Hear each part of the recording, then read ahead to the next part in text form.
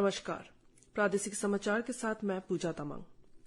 भारत 2030 तक अपनी बिजली उत्पादन क्षमता का 65% हिस्सा गैर जीवाश्म ईंधनों से प्राप्त करेगा। नई दिल्ली में आयोजित भारतीय उद्योग परिसंघ के वार्षिक सत्र को संबोधित करते हुए बिजली मंत्री आर.के. सिंह ने कहा कि देश में प्रति व्यक्ति ऊर्जा उपभोग और प्रति व्यक्ति सबसे कम कार्बन उत्सर्जन करने वाले देशों में से एक है।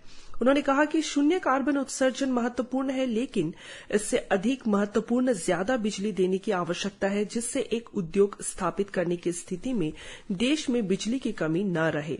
उन्होंने कहा कि 24 घंटे बिजली की आपूर्ति सुनिश्चित करने के मुद्दे पर कोई समझौता नहीं किया जाएगा, हालांकि यह एक चुनौती है। श्री सिंह ने कहा कि ऊर्जा उत्पादन क्षमता को बढ़ाना एक चुनौती है, लेकिन यह एक अवसर भी है, क्योंकि भारत सबसे अधिक ऊर्जा मांगों के साथ सबसे तेजी से विकसित होने वाले देशों में से एक है। श्री सिंह ने कहा कि सरकार ने इस क्षेत्र का कायाकल्प किया है और बिजली की कटौती में 17% कमी आई है।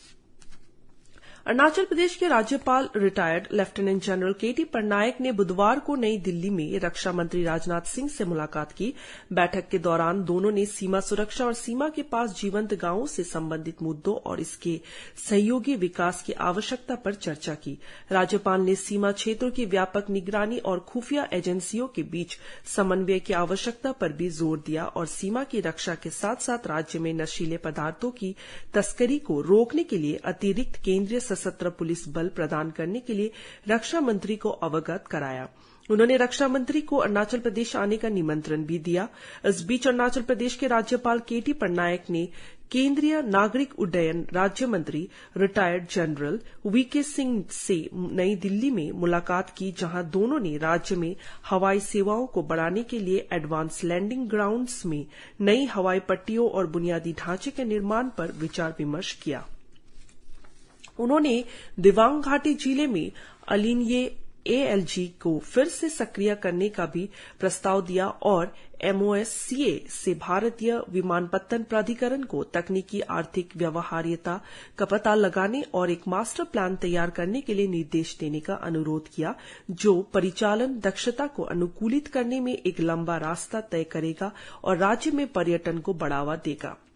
अरुणाचल प्रदेश सरकार राज्य के विकास को अगले स्तर पर ले जाने के लिए नीति आयोग की मदद से इंस्टीट्यूट फॉर ट्रांसफॉर्मिंग अरुणाचल की स्थापना करेगी। मुख्यमंत्री पेमा खांडू ने एक सोशल मीडिया पोस्ट में यह जानकारी दी। उन्होंने कल ईटानगर में आईटीए की स्थापना के बारे में विचार विमर्श के लिए एक बैठक की। इसमें उप मुख्यमंत्री चाउना मेन भी उपस्थित थे।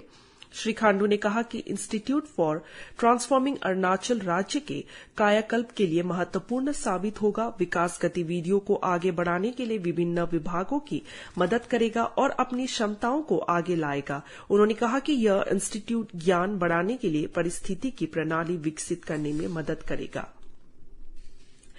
सेशन 2023-24 के लिए जवाहर नवोदय विद्यालयों में रिक्त सीट के विरुद्ध चयन परीक्षा के माध्यम से 11वीं कक्षा में प्रवेश के लिए अधिसूचना जारी कर दी गई है। उम्मीदवार वेबसाइट www.navodaya.gov.in के माध्यम से आवेदन कर सकते हैं। ऑनलाइन आवेदन भरने की अंतिम तिथि 31 मई 2023 है। चयन परीक्षा 22 जुलाई 2023 को आयोजित की जाएगी। ऑनलाइन आवेदन पत्र भरने के लिए उम्मीदवारों की सहायता के लिए एक समर्पित हेल्प डेस्क सभी जेएनवी और एनवीएस मुख्यालय में स्थापित किया गया है। किसी भी प्रश्न के लिए उम्मीदवार 012029757554 पर संपर्क कर सकते हैं। बुधवार को रानीघाट पुल के प्राचीन और शांत नदी तट के साथ olive greens defending the environment विषय के तहत एक दिवसीय स्वच्छता अभियान चलाया गया। यह पासीघाट के सिगार मिलिट्री स्टेशन के सभी रैंकों के तहत आयोजित किया गया था, जो पर्यटकों द्वारा अक्सर देखे जाने वाले प्रमुख पर्यटन स्थल के उत्थान और परिस्थिति के तंत्र के प्रति जिम्मेदारी के रूप में आयोजित किया गया था। इसी के साथ ये समाचार बुलेटिन समाप्त हुआ। नमस्कार।